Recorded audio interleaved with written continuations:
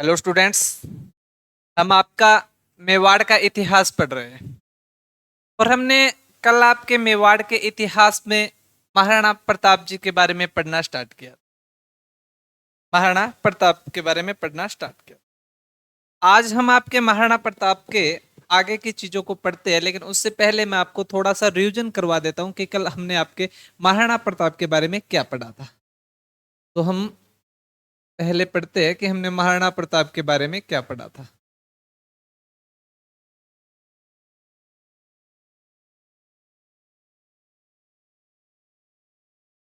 ने देखा था कि महाराणा प्रताप, इनका आपका शासनकाल 1572 से 97। इनके पिता आपके उदय सिंह, माता जीवंता बाई।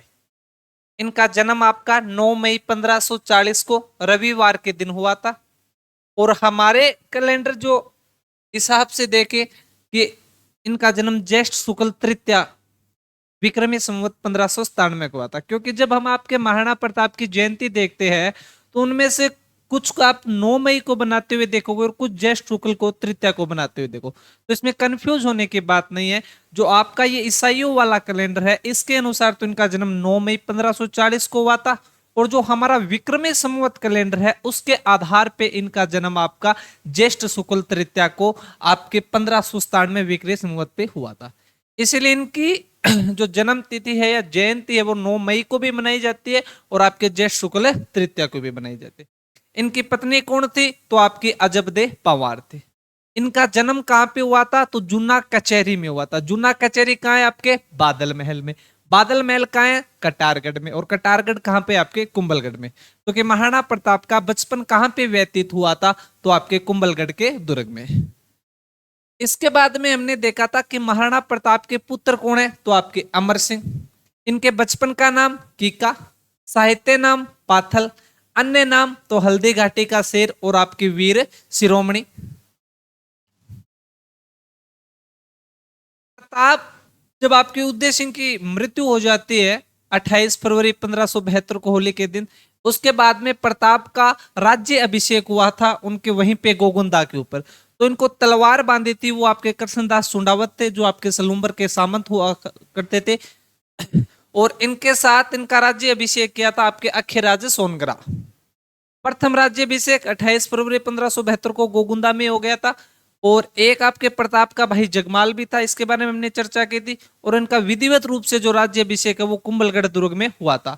और आपके इस राज्यभिषेक के समय आपके महाराजा चंद्रसेन भाग लेने आए थे। इसके बाद में हमने देखा जब आपके महाराणा प्रताप शासक बन जाते तो शासक बनने के बाद अकबर उनको महाराणा प्रताप को अधीन करने के लिए अपने 4 व्यक्तियों को भेजता है, 4 श्रेष्ठा मंडल भेजता है।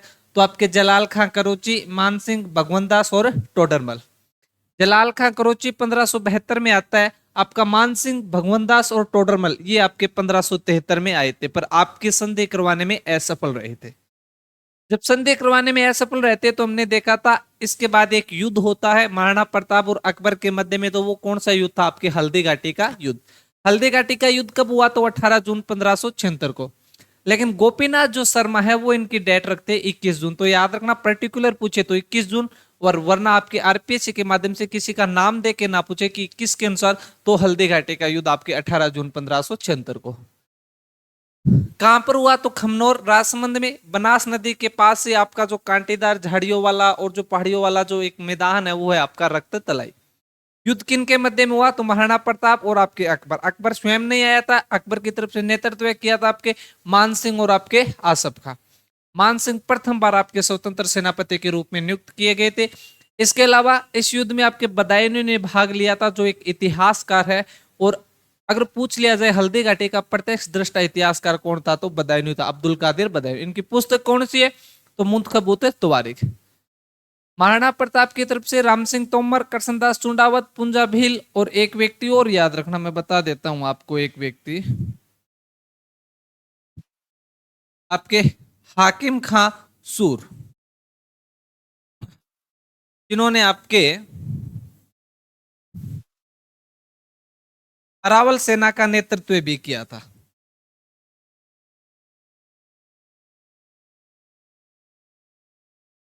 अरावल सेना का नेतृत्व।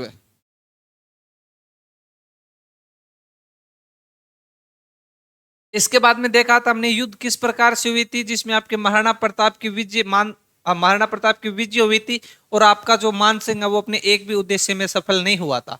इसीलिए जब वो एक भी उद्देश्य में आपका सफल नहीं होता है तो वापस जब अकबर के पास जाते हैं मान सिंह और आपके आसफ का, तो आपके अकबर ने उनकी क्या बंद करवा दी थी, तो अकबर ने उनकी डोडी बंद करवा दी थी। इसके बाद में हमने आपके हल्दी घाटी के युद्धों के अन्य नाम देखे थे कि इसको खमनोर का युद्ध किसने कहा है, तो आपके अबुल फजल ने। गोकुंदा का युद्ध किसने कहा है, आपके बदायूं ने। मेवाड़ की थर्मोपली किसने कहा है, तो कर्नल जेम्स टोड ने। आपके बादशाह बाग का युद्ध किसने कहा है, तो आदर्शी श्रीलाल वास्तव ने। और आपके मोलेला लोसिंग का युद्ध किसने कहा है, तो आपके मेवाड़ी इतिहासकारों ने। इतनी बात देखी थी। इसके बाद में अब हम देखते हैं इनसे आगे की आपके हल्दी घाटी के युद्ध के बाद में क्या क्या अकबर के अभियान रहे थे और क्या आपके एक मिनट चालू रखना बच्चों। इसके बाद में क्या क्या और हुए, तो देखो थोड़ी तो मैं आपके हल्दी घाटी से जो जुड़ी हुई बातें हैं वो बता देता हूं। एक तरफ तो आपके मुगल और एक तरफ आपके प्रताप। अगर मैं इनके शिविर की बात करूं, अंतिम समय इन्होंने अपना शिविर कहां पे लगाया, तो मुगलों ने तो लगाया था मोलेला गांव में। कौन से गांव में, आपके मोलेला गांव में। और प्रताप ने लगाया था आपके लोसिंग गांव में। इसीलिए हमने देखा था अन्य नामों में कि इस युद्ध को एक नाम दिया जाता है मोलेला लोसिंग का युद्ध। अब इनकी मैं सेना की बात करूं, तो जो आपका बदायूं है, जो आपका बदायूं अब्दुल कादर बदायूं जो युद्ध में आया हुआ था, उसके अनुसार हम बात करें,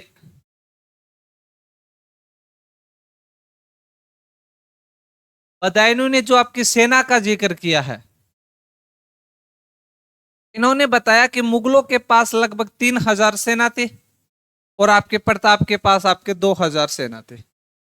पर अगर मैं आपकी बात करूं श्यामल दास जी के अनुसार, जो कवि राजा श्यामल दास है जिनका ग्रंथ आपका वीर विनोद है, श्यामल दास के अनुसार इनके पास थे आपकी 30,000 के आसपास सेना और आपके प्रताप के पास थी 20,000 के आसपास सेना। इसके अलावा मैं हाथियों की बात करूं कि किसके पास कौन सा हाथी था, तो याद रखना मुगलों के पास एक तो जो आपका मानसिंह है उसके पास मर्दाना और एक आपका गजमुक्ता। गजमुक्ता। और जो प्रताप थे इनके पास था एक तो हाथी आपका राम प्रसाद और एक था आपका लूणा। और याद रखना कहते हैं कि राम प्रसाद जो हाथी था वो आपके मुगलों ने पकड़ लिया था और राम प्रसाद का नाम बदल कर दिया था आपका पीर प्रसाद। कहते हैं कि जब राम प्रसाद हाथी को पकड़ा गया था तो अकबर ने पूछा था ये हाथी किसका है, तो बताया प्रताप का है। तो कहते हैं कि अकबर के मुंह से निकल गया था कि ये हाथी में आपके पीर जी की कृपा से प्राप्त हुआ है, इसीलिए इसका नाम रख दिया कि आपका पीर प्रसाद। इतनी थोड़ी सी बातें आपको और ध्यान रखनी है इस युद्ध से कि आपके मुगलों ने अपना अंतिम शिविर कहां पे लगाया, तो मोलेला में। प्रताप ने आपके लोसिंग में। बदायूं के अनुसार सेना मुगलों की 3000, आपके प्रताप की 2000 सेना। आपके श्यामल दास के अनुसार मुगलों की सेना 30,000 और आपके प्रताप की 20,000 सेना। हाथी तो आपके मर्दाना और गजमुक्ता आपके मुगलों के पास थे और आपके प्रताप के पास तो राम प्रसाद और आपके लूना। और राम प्रसाद का नाम बदल के मुगल सेना के पास जब हाथी पकड़ा जाता है या उनके अधिकार में आ जाता है तो इसका नाम क्या लिख दिया था, पीर प्रसाद।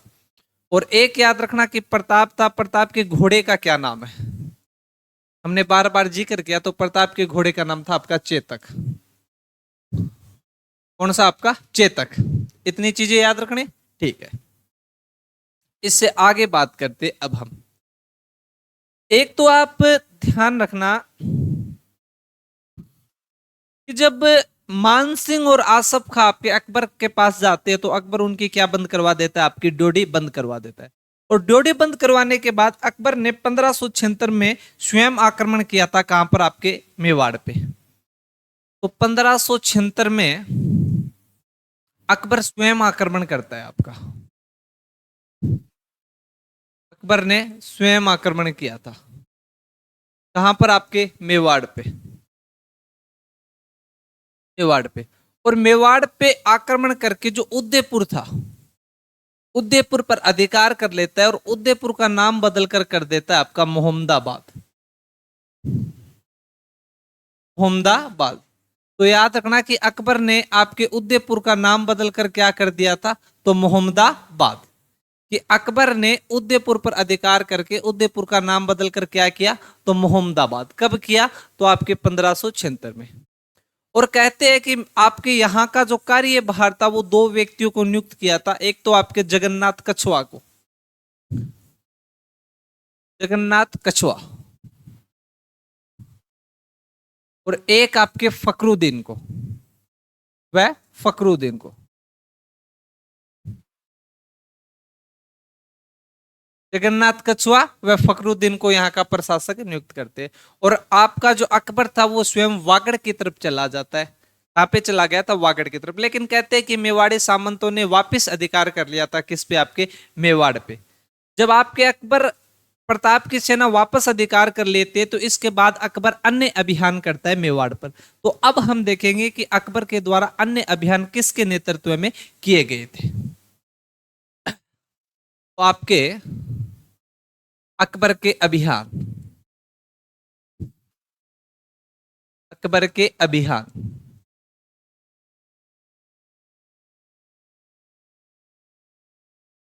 अकबर के अभियान, ये देखो बच्चों, मैं इनके अभियानों की बात करूं तो पहला अभियान तो कौन सा हो गया? आपके हल्दी घाटी वाला, हल्दी घाटी वाला अभियान हुआ। कब हुआ? तो आपके 1576 में। इसके बाद में आपका अकबर स्वयं करता है, वो भी कब किया? आपके 1576 में। ठीक है। इसके बाद में अकबर अभियान करने के लिए भेजता है शाहबाज खान को, शाहबाज खान। इसने आपके मेवाड़ पे 3 बार आक्रमण किया था।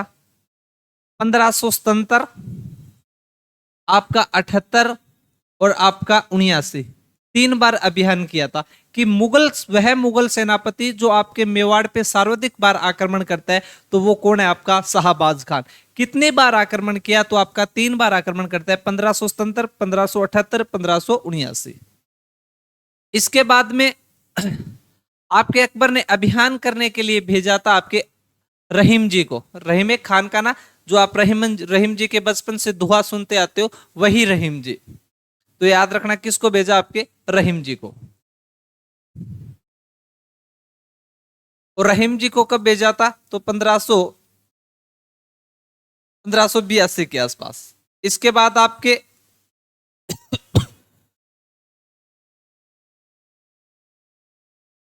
सुल्तान तेरीमा खान को। और इसके बाद में लास्ट भेजते आपके जगन्नाथ कछुआ को। किसको? आपके जगन्नाथ कछुआ को, जगन्नाथ कछुआ को। 1 मिनट बच्चों, कौन? जगन्नाथ कछुआ को,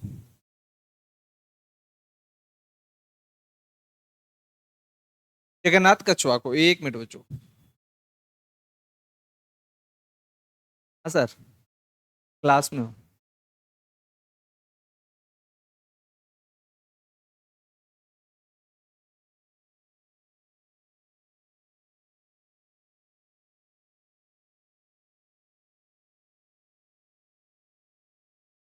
याद रखना तो बच्चों कि अकबर के अन्य अभियान आपके हल्दी घाटी वाला 1576, अकबर वाला 1576, शाहबाज खान 1577, 1578, 1579।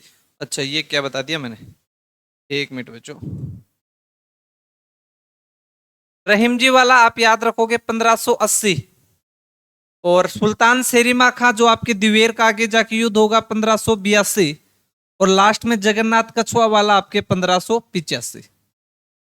अब इन, हमने हल्दी घाटी वाला तो चर्चा कर लिए। अब थोड़ी सी इनके बारे में चर्चा करनी है कि किस बार आपका अकबर आया, शाहबाज खान आया, रहीम जी आए, सुल्तान सेरिमा खाई आए और आपके जगन्नाथ कछुआ आए। अकबर वाला हमने देख ही लिया, इन्होंने आपके उदयपुर का नाम बदल कर क्या कर दिया था, आपके मोहम्मदाबाद। क्या कर दिया आपका मोहम्मदाबाद। इसके बाद शाहबाज खान, तो मैंने बता दिया, आपको याद रखना है कि वह मुगल सेनापति जो आपके मेवाड़ पर सर्वाधिक बार आक्रमण करता है, तो वो कौन है आपका शाहबाज खान। 1577, 1578, 1579, कितने बार किया, 3 बार, बस इतना ही याद रखना है। लेकिन इसके बाद याद रखना कि आपके शाहबाज खान ने कौन से दुर्ग पर अधिकार कर लिया था, तो आपके कुंभलगढ़ के दुर्ग पे। जो आपका कुंभलगढ़ दुर्ग अभी तक एविजी दुर्ग था, तो कुंभलगढ़ दुर्ग पे अधिकार कर लिया था किसने, आपके शाहबाज खान ने। जब आपका 1577 में ये आक्रमण करता है, उस समय आपका अधिकार कर लेता है। तो याद रखना कि एकमात्र कुंभलगढ़ दुर्ग पे अधिकार करने वाला मुगल सेनापति कौन था, तो कौन हो जाएगा आपका शाहबाज खान। कितने बार आक्रमण किया, तो 3 बार आक्रमण किया, 77, 78, 79। और आपके इसने आक्रमण के दौरान कौन से दुर्ग पे अधिकार किया था, आपके कुंभलगढ़ दुर्ग पे। लेकिन क्या प्रताप को पकड़ पाया, नहीं पकड़ पाया। कहने का मतलब ये भी प्रताप को अधीनता करवाने में असफल रहता है, प्रताप को पकड़े नहीं पाया था। इसके बाद मैं बात करता हूं रहीम जी वाली। तो रहीम जी कहते हैं कि ये अकबर की एक, आप सोच मान सकते हो, उसकी राजनीति की कूटनीति मान सकते हो, वो कि आक्रमण करने के लिए हर किसी को भेज दिया करता था, चाहे उसका वित्त मंत्री हो, चाहे उसका कोई गायकार हो, चाहे कोई आपका इतिहासकार हो। अब कहते हैं कि रहीम जी जब आक्रमण करने आए थे, तो रहीम जी के समय की एक घटना है, वो आपको याद रखनी, और वो घटना है आपकी शेरपुर की घटना। इनके समय एक घटना हुई थी, कौन सी, आपकी शेरपुर की घटना। तो वो शेरपुर की घटना क्या है, वो देखो एक बार।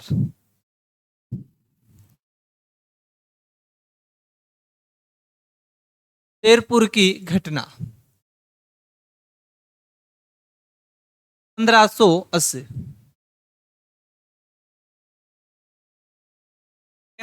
कहते हैं कि जब आपके रहीम जी आक्रमण करने आए थे, तो उन्हें पता था कि आक्रमण लंबा चलने वाला है, तो कहते हैं वो साथ में अपने परिवार को लेके भी आ गए थे। लगभग उनके साथ आक्रमण में 50 बेगमें भी उनके साथ आई हुई थी। तो रहीम जी ने क्या किया, अपना शिविर लगा लिया, उनकी बेग में शिविर में है। और आपके रहीम जी मेवाड़ पे आक्रमण वगैरह नहीं करते, वो जाते, अपना शिकार खेल के आ जाते, और वापिस शिविर में आ जाते। कुछ दिन ऐसा चलता रहा, और आपके वो अकबर को पत्र लिख देते कि हमने आपके प्रताप पे आक्रमण किया, लेकिन प्रताप पकड़ में नहीं आया, और हम वहीं पे है। तो अकबर कहता कि अच्छा अच्छा, well try well try. Akbar ये तो पूछ नहीं सकता था कि आप उसको पकड़ क्यों नहीं पाए, क्योंकि अगर पूछे तो आपका रहीम जी उनसे जवाब मांग ले कि 1576 में आपके मान सिंह आसफ का बदायूं हुए, वे क्यों नहीं पकड़ पाए। 1576 में आप स्वयं आए, तो आप क्यों नहीं पकड़ पाए। और इसके अलावा आपके शाहबाज खान ने 3 बार आक्रमण किया, वो क्यों नहीं पकड़ पाए। इसलिए वो लिख देते थे कि मैंने आक्रमण किया, लेकिन आपका प्रताप हाथ नहीं पाया। तो अकबर लिखता कि वेल ट्राई, आप वो दोबारा प्रयास करो। और जब आपके प्रताप जी को पता चला कि क्या बात, आजकल मुगल आक्रमण क्यों नहीं कर रहे, अपने सैनिकों से पूछा, तो किसी ने बताया कि रहीम जी आए हुए हैं, इसलिए वो आक्रमण नहीं करे, अपना शिकार खेलने जाते हैं और वापस आ जाते। तो कहते हैं कि आपके उनका जो शिविर लगा हुआ था, वो शेरपुर में लगा हुआ था। और एक दिन आपके इधर घूमते घूमते अमर सिंह चला गया, और अमर सिंह देखता है कि आपके जो रहीम जी वाले शिविर है उनमें कोई नहीं है। तो अमर सिंह जाता है और शिविर के बाहर आवाज लगाता है, रहीम जी, रहीम जी। तो अंदर से आवाज आती है कि रहीम जी तो नहीं है, कहां पर गए, शिकार खेले गए। तो अमर सिंह ने कहा कोई और पुरुष होगा, मुझे उससे बात करनी है। तो उन बेगमों ने जवाब दिया कि कोई भी पुरुष यहाँ पे शिविर में नहीं है, सारे आपके शिकार खेलने गए हुए। तो फिर अमर सिंह ने कहा कि अच्छा, शिकार खेलने गए, तो आज शिकार मैं कर लेता हूं। और अमर सिंह जी कहते हैं कि इन 50 के 50 बेगमों को गिरफ्तार करके अपने साथ ले आते हैं, और 50 बेगमों को अपने साथ ले आए थे। और जब वो 50 बेगम ला रहे थे, तो सामने से प्रताप जी उन्हें मिलते हैं, महाराणा प्रताप। और महाराणा प्रताप ने पूछा कि ये कौन है। तो अमर सिंह ने कहा पापा मैं अपने आप देख लूंगा, आप जाने दो। प्रताप जी ने कहा अरे देख तो लेगा, मुझे बता तो सही है कौन है। तो उसने बताया कि ऐसे ऐसे रहीम जी थे, वो शिकार खेलने गए हुए थे, और आज इनका मैं शिकार कर लाया। तो कहते हैं कि महाराणा प्रताप बहुत गुस्सा हुए, और उसने आपके अमर सिंह को आदेश दिया कि इन महिलाओं को जैसे लाए हो वैसे ही वापस छोड़ के आओ। और उन महिलाओं को विश्वास दिलाया कि आप मेरी बहन बेटियों की समान हो, आप टेंशन मत लो, आपके साथ किसी भी प्रकार का दुर्व्यवहार नहीं किया जाएगा। तो कहते हैं कि प्रताप की आज्ञा पाकर आपका अमर सिंह इन 50 बेगमों को वापस उनके शिविर में छोड़ के आए थे समान तरीके से।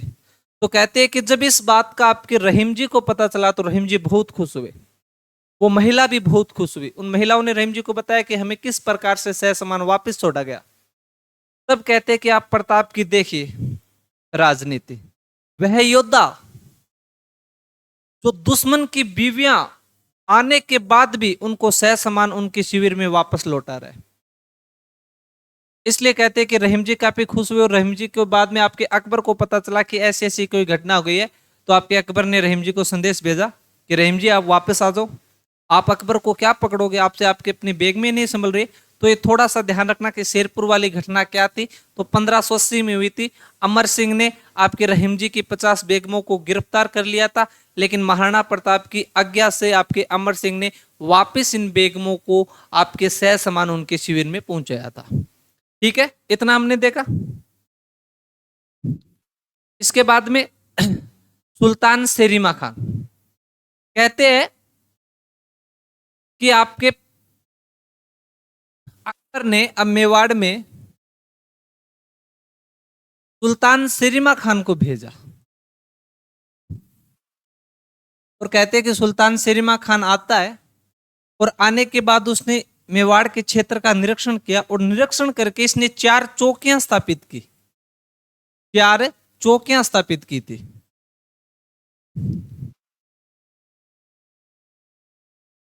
4 चौकियां स्थापित की। एक चौकी की इन्होंने आपके देवल में, एक की आपके देसूरी में, एक की आपके देबारी में,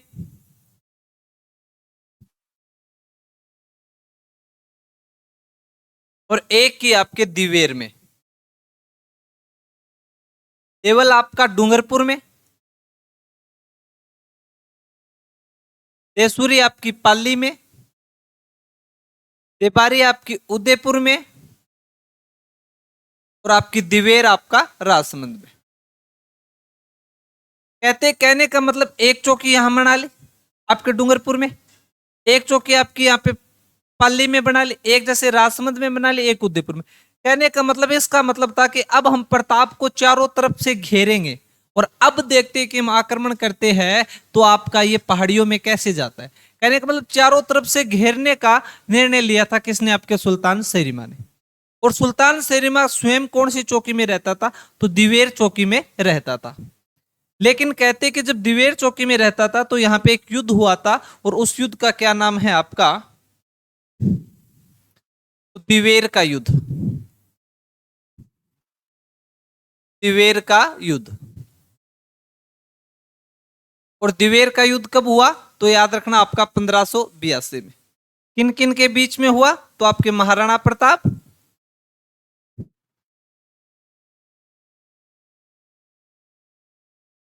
महाराणा प्रताप वर्सेज आपके सुल्तान सेरिमा खान।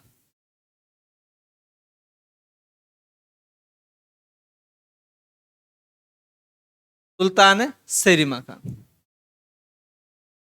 के महाराणा प्रताप वर्सेस सुल्तान सेरिमा खान के मध्य हुआ। महाराणा प्रताप ने अचानक हमला बोल दिया था कौन सी चौकी पर, आपके दिवेर की चौकी पे। और कहते हैं कि ये युद्ध तो आपके अमर सिंह के कारण याद करना चाहिए। अमर सिंह बड़ा बहादुरी से लड़ा था। यहाँ पे जितने भी आपके मुगल सैनिक थे उन सभी मुगल सैनिकों को मार दिया था। और यहां तक कहते हैं कि आपके अमर सिंह ने सुल्तान सेरिमा को अपनी तलवार से उनके घोड़े समेत एक ही वार से चीर कर रख दिया था। तो आप सोच के देखिए कि एक वीर योद्धा का बेटा कितना बड़ा वीर था। इसलिए कहते हैं कि इस युद्ध में आपकी किसकी विजय हुई, तो आपके महाराणा प्रताप की क्या हुई थी, विजय हुई थी। महाराणा प्रताप की क्या हुई, आपकी विजय। इसमें आपकी मुगल सेना मारी गई। आपका सुल्तान सेरिमा जो आपका सेना नायक है, जो सेनापति है, वो भी मारा गया। और इस युद्ध को आपके कर्नल जेम्स टोड है, जो आपके कर्नल जेम्स टोड है, और आपके कर्नल जेम्स टोड ने इस युद्ध को मेवाड़ का मैराथन कहा है। क्या आपके मेवाड़ का मैराथन। तो याद रखना कि मेवाड़ का मैराथन किस युद्ध को कहा जाता है, तो आपके दिवेर के युद्ध को कहा जाता है। दिवेर के युद्ध को मेवाड़ का मैराथन किसने कहा है, तो आपके कर्नल जेम्स टोड ने कहा है। आपके दिवेर का युद्ध कब लड़ा गया था? तो 1582 में लड़ा गया था। इस युद्ध में किसकी विजय हुई थी? तो आपके महाराणा प्रताप की विजय हुई थी। इस युद्ध में जो आपके दिवेर का युद्ध हुआ, इसमें आपके मुगल सेनापति कौन था? तो सुल्तान सेरिमा खान था। और सुल्तान सेरिमा खान किसके हाथों से मारा गया था? तो आपके अमर सिंह के हाथों से मारा गया था। और कहते हैं कि इस युद्ध के बाद में आपके प्रताप की विजयों की शुरुआत हो जाती है। विजयों की क्या हो गई थी? आपकी शुरुआत हो गई थी। इसके बाद में आपके महाराणा प्रताप की हमें विजय देखने को मिलती है, लगभग विजय देखने। ये हो गया आपका कौन सा अभियान? तो आपके दिवेर वाला। अब मैं बात करूं आपके शाहबाज खान का भी आ गया, रहीम जी का भी आ गया, और सुल्तान सेरिमा का। और लास्ट में आपके अकबर ने जगन्नाथ कछुआ के नेतृत्व में 1585 वाला अभियान किया था। तो मैं बात करूं आपके 1585 का जगन्नाथ कछुआ का अभियान। जगन्नाथ कछुआ का अभियान। जगन्नाथ कछुआ का अभियान 1585 में। पर कहते हैं कि जगन्नाथ कछुआ भी आपको प्रताप को बंदी बनाने में असफल रहता है, या उनको अधीनता करवाने में असफलता रहते हैं। और इसी अभियान के दौरान जगन्नाथ कछुआ की क्या हो जाती है? आपकी मृत्यु हो जाती है। जगन्नाथ कछुआ की क्या हो गई थी? मृत्यु। और जो इनकी छतरी है, वो छतरी बनी हुई है आपकी मांडल में। इस खंभों की छतरी बनी हुई है, 32 खंभों की छतरी। तो थोड़ा सा ध्यान में रखना कि आपके अकबर ने महाराणा प्रताप के विरुद्ध अंतिम जो अभियान था वो किसके नेतृत्व में किया था? तो जगन्नाथ कछुआ के नेतृत्व में किया था। कब किया था? तो 1585 में किया था।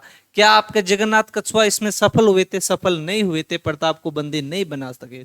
और आपके जगन्नाथ कछुआ की छतरी कहां पे है? तो कहते हैं कि आपके मांडलगढ़ में छतरी है। ये तो है आपके महाराणा प्रताप के राजनीतिक अभियान।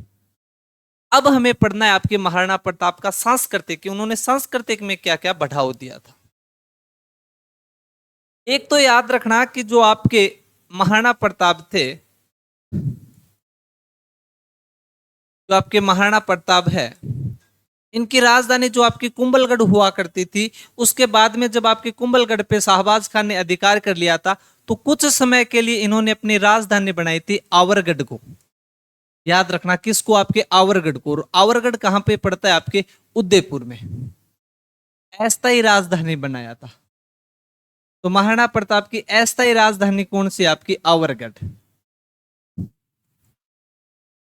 कौन सी? आपकी आवरगढ़।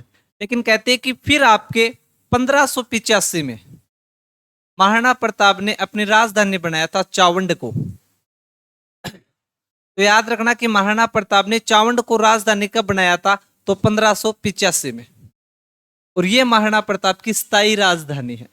याद रखना कैसी राजधानी है? आपकी स्थायी राजधानी। स्थायी राजधानी। इसके अलावा एक बार इतना ध्यान रखना कि महाराणा प्रताप ने 1585 में चावंड को अपनी राजधानी बनाया है। अब मैं बात करूं महाराणा प्रताप के सांस्कृतिक योगदान की। सांस्कृतिक योगदान की महाराणा प्रताप ने सांस्कृतिक योगदान में क्या क्या कार्य किए? तो कहते हैं कि महाराणा प्रताप एक योद्धा ही नहीं था, वो एक संपूर्ण व्यक्तित्व है। जब आप उन महाराणा प्रताप को पढ़ते हो एक स्टेप वाइज, तो आपको पता चलेगा कि वह व्यक्ति कितना आपका राजनीतिक योद्धा है, कैसे कैसे उसने युद्ध किए, कैसा वह आपका व्यक्तित्व एक आदमी है, कैसी उसकी सोच है जो आपके रहीम जी की बेगमों को वापस भेज रहा है। इसके बाद उसने कल्चर को क्या क्या आपका बढ़ावा दिया है। तो मैं कल्चर की बात करूं, आपके सांस्कृतिक योगदान की बात करूं, एक तो याद रखना राजनीतिक में ही रूप में हम देखें तो एक जयपुर में जगह पड़ती है आपकी मालपुरा। कौन सी? आपकी मालपुरा। और मालपुरा पर प्रताप ने आक्रमण कर दिया था, और प्रताप ने मालपुरा पे आक्रमण करके मालपुरा पर अधिकार कर लिया था। वो बोल रहा था कि इन जयपुर वालों को क्या दिक्कत है, कभी आपका मान सिंह आ रहा है संधि करने के लिए, कभी आपका भगवंत दास संधि करने के लिए आ रहा है, कभी आक्रमण करने के लिए आपका जगन्नाथ कछुआ आ रहा है। इसलिए प्रताप गुस्सा हो गया था आमेर वालों से, और गुस्सा होके उस समय आमेर का एक व्यापारिक केंद्र हुआ करता था मालपुरा, और मालपुरा पर क्या कर लिया था, अधिकार कर लिया था। और मालपुरा में उसने कुछ निर्माण करवाया था, वो हम जिक्र करते हैं। मालपुरा में, मालपुरा में एक तो इन्होंने आपके झालरा तालाब बनाया, झालरा तालाब। एक आपका नीलकंठ महादेव का मंदिर बनवाया, नीलकंठ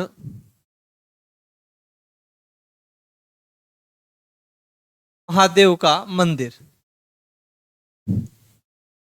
नीलकंठ महादेव का मंदिर। तो मालपुरा में आपके महाराणा प्रताप ने झालरा तालाब बनवाया और आपके नीलकंठ महादेव का मंदिर।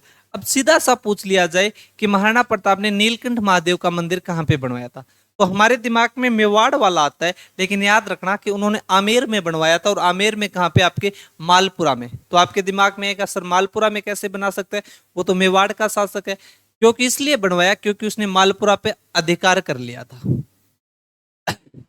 इसके अलावा आपके चावंड है,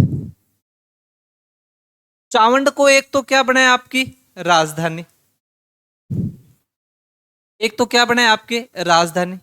एक यहाँ पे आपके महाराणा प्रताप ने महल बनवाए थे। तो पूछ लिया जाए कि महाराणा प्रताप के महल कहां पर बने हुए हैं, तो सीधा सा आप याद रखना कि महाराणा प्रताप के महल आपके चावंड में बने हुए हैं। इसके अलावा चावंड में बावड़ी भी बनवाई थी महाराणा प्रताप ने। क्या बनवाई थी, आपकी बावड़ी। तो इतनी चीजें याद रखनी है किसको, आपके चावंड की, कि एक तो महाराणा प्रताप ने चावंड को क्या बनाया, आपका राजधानी बनाया। महाराणा प्रताप के महल कहां पे बने हुए, तो चावंड में बने हुए। और आपके महाराणा प्रताप ने बावड़ी का निर्माण कहां पे करवाया था, तो आपके चावंड में करवाया था। अब महाराणा प्रताप के दरबारी विद्वान कौन कौन थे, महाराणा प्रताप के दरबारी विद्वान। मैं महाराणा प्रताप के दरबारी विद्वानों की बात करूं तो नंबर 1 आपका चक्रपाणी मिसर। कौन, आपका चक्रपाणी मिसर। और कहते हैं कि चक्रपाणी मिश्र है वो आपके महाराणा प्रताप का दरबारी विद्वान है। और चक्रपाणी मिश्र ने कुछ ग्रंथ लिखे, कौन कौन से आपके, तो याद रखना, एक तो आपका राज्याभिषेक। कौन सा, आपका राज्याभिषेक। इसमें आपके राज तिलक वगैरह की जानकारी मिलती है। एक आपका मुहूर्त माला। कौन सा, आपका मुहूर्त माला, कि ज्योतिषी विज्ञान से संबंधित जो ग्रंथ लिखा, जो एस्ट्रोलॉजर से संबंधित जो ग्रंथ लिखा, वो कौन सा, आपका मुहूर्त माला। और एक ग्रंथ लिखा था आपके विश्व वल्लभ, विश्व वल्लभ। और विश्व वल्लभ किसकी जानकारी देता है, तो बागवानी की जानकारी देता है। देखिए प्रताप योद्धा है, महिलाओं को इज्जत कर रहा है, आपकी वो कल्चर को बढ़ावा दे रहा है, और यहां तक कि बागवानी के बारे में ग्रंथ लिखवा रहा है। और लिख कौन रहा है, आपका चक्रपाणी मिश्र। तो राज्य अभिषेक में किसकी जानकारी है आपके, तो आपके राज तिलक की जानकारी है। आपके मुहूर्त माला में तो ज्योतिष विज्ञान की, किसकी, आपके ज्योतिष विज्ञान की। और आपके विश्व वल्लभ में, तो विश्व वल्लभ में आपके बागवानी की जानकारी, किसकी जानकारी मिल रही है, आपके बागवानी की जानकारी मिल रही है।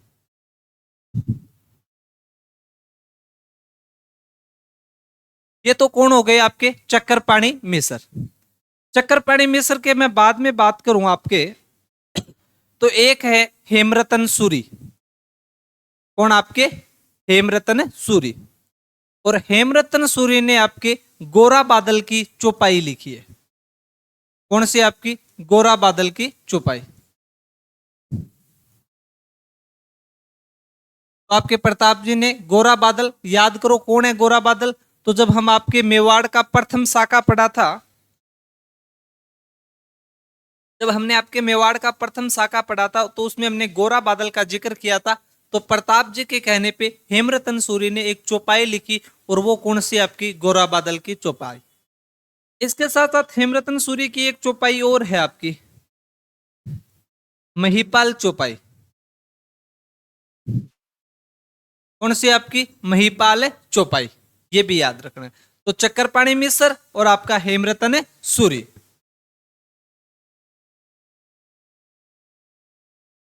इसके बाद मैं बात करूं आपके,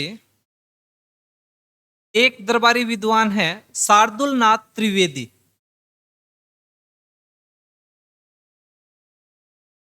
शार्दुल नाथ त्रिवेदी कहते हैं कि महाराणा प्रताप ने शार्दुल नाथ त्रिवेदी को एक गांव में दान दिया था, एक गांव दान दिया था, और वो गांव है आपका मंडेर। कौन सा गांव आपका? मंडेर।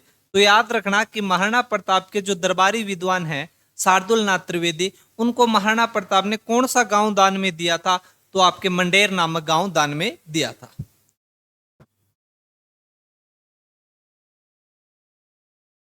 चौथे दरबारी की मैं बात करूं तो एक है इनका दरबारी आपका रामा सांधु। कौन है आपका? रामा सांधु। और एक है माला सांधु। माला सांधु। तो ये इनके क्या है? आपके दरबारी विद्वान। दरबारी विद्वान कौन कौन हो गए? तो आपका चक्रपाणी मिश्र हो गया, हेमरतन सूरी हो गया, शार्दुल नाथ त्रिवेदी हो गया, आपका रामा सांधु हो गया, और आपका माला सांधु हो गया। ये आ गए इनके आपके महाराणा प्रताप के दरबारी विद्वान। तो हम देखते हैं महाराणा प्रताप की 1597 ईस्वी में मृत्यु हो गई थी। कहां पर? आपके चावंड में। कहते हैं कि महाराणा प्रताप अपने धनुष की जो प्रतंजा होती है वो चढ़ा रहे थे, और वो लगने से उनके कोई इन्फेक्शन हो गया था, और इन्फेक्शन के कारण आपके महाराणा प्रताप की 1597 में क्या हो जाती है? आपकी मृत्यु हो जाती है। महाराणा प्रताप अपने जीवन काल में आपके कुंभलगढ़, आपके कुंभलगढ़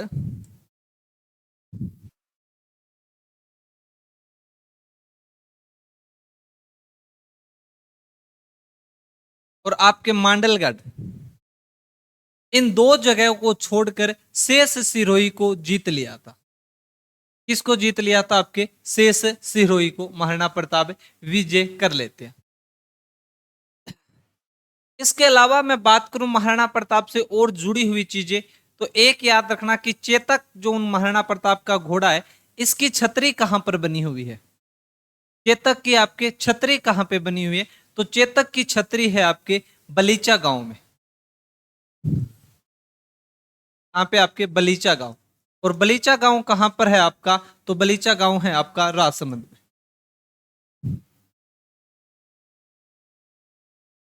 राजसमंद में। इतनी बातें और याद रखनी है महाराणा प्रताप से। थोड़ी सी चाय पी लेता हूं।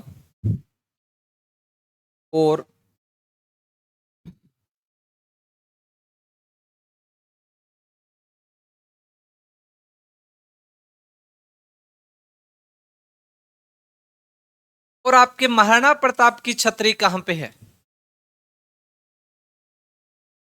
महाराणा प्रताप की छतरी, महाराणा प्रताप की छतरी आपके बांडोली में। और याद रखना ये कितने खंभों की छतरी है? तो ये आपके 8 खंभों की छतरी है। 8 खंभों की छतरी।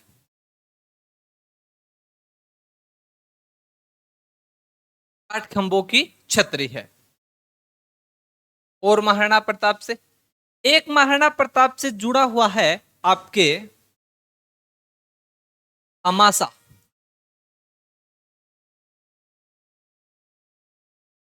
अमासा व ताराचंद, ये दो भाई थे भाई आपके। कौन? आपके भामासा व ताराचंद। कहते हैं कि जब आपके महाराणा प्रताप के हाथ से कुंभलगढ़ निकल जाता है, तो महाराणा प्रताप आपके इडर की तरफ जाते हैं, और जब इडर की तरफ जाते हैं तो उन्हें मिले आपके भामासा और ताराचंद। और भामासा ने इन्हें पूछा कि हाँ प्रताप जी कहाँ जा रहे हो? तो कहते हैं कि इन्होंने बताया कि मैं धन के लिए, सेना के आर्थिक सहायता के लिए इडर की तरफ जा रहा हूँ। तो आपके भामासा व ताराचंद कहते हैं कि आपको किसी भी बात की टेंशन लेने की जरूरी नहीं है, आपको आर्थिक सहायता हम देंगे। तो याद रखना कि भामासा व ताराचंद दोनों भाई है, इन्होंने महाराणा प्रताप को कैसी सहायता दी थी? तो आपके आर्थिक सहायता दी थी। आर्थिक सहायता दी थी। इसके अलावा इन्होंने आपके 25 लाख रुपए नगद 25 लाख रुपए नगद व 20 लाख सोने की अशर्फियां दी थी। तो 20 लाख सोने की अशर्फी दी थी। कहते हैं कि इससे महाराणा प्रताप जो अपनी सेना है उनको 12 साल तक रख सकते थे। कितने तक आपके 12 साल तक। तो देखो भामाशाह, आज जब भी हम कहीं पर जाते हैं, कहीं स्कूल में जाते हैं, कहीं पर अन्य चीज देखते हैं, तो जो दानदाताओं करने वाले होते हैं उनका नाम ही क्या रख दिया जाता है कि भामाशाह, कि उस भामाशाह ने यहाँ पे इतनी आर्थिक सहायता दी। आज इस भामाशाह ने इस स्कूल में एक ये कमरा दान में दिया या कमरा बच्चों के लिए दिया। तो देखो महाराणा प्रताप के साथ चेतक जुड़ा, क्योंकि चेतक उनका घोड़ा था, तो कितना फेमस हुआ। आज जो पुलिस वाली गाड़ियां हुआ करती है हम उन्हें चेतक कहते हैं। महाराणा प्रताप के साथ भामाशाह जुड़ा, तो भामाशाह दानवीरता के लिए प्रसिद्ध है, तो दानवीरता के नाम में ही हम भामाशाह नाम करते हैं। और इन्हें याद रखना कि जो आपके भामाशाह है इन्हें आपके मेवाड़ का उदारक कहते हैं। मेवाड़ का उदारक, मेवाड़ का उदारक या फिर मेवाड़ का करण। और कहते हैं भामाशाह को महाराणा प्रताप ने अपना प्रधानमंत्री बना लिया था। आपके भामाशाह से पहले रामोजी प्रधानमंत्री हुआ करते थे इनके, और रामोजी को प्रधानमंत्री के पद से हटाया और आपका प्रधानमंत्री बना लिया किसको, आपके भामाशाह। ये नहीं कि साथ में ताराचंद भी थे, लेकिन ताराचंद इतना फेमस नहीं हुआ। भाई साहब ये किस्मत की बात है कि किस्मत किसका साथ दे जाए, और किस्मत ने साथ दे दिया भामाशाह का, और आज आपका प्रसिद्ध हो गया कौन, भामाशाह। तो ये सारी चीजें जुड़ी हुई थी आपके महाराणा प्रताप से, कि महाराणा प्रताप कैसे अकबर से आपका संघर्ष करता है।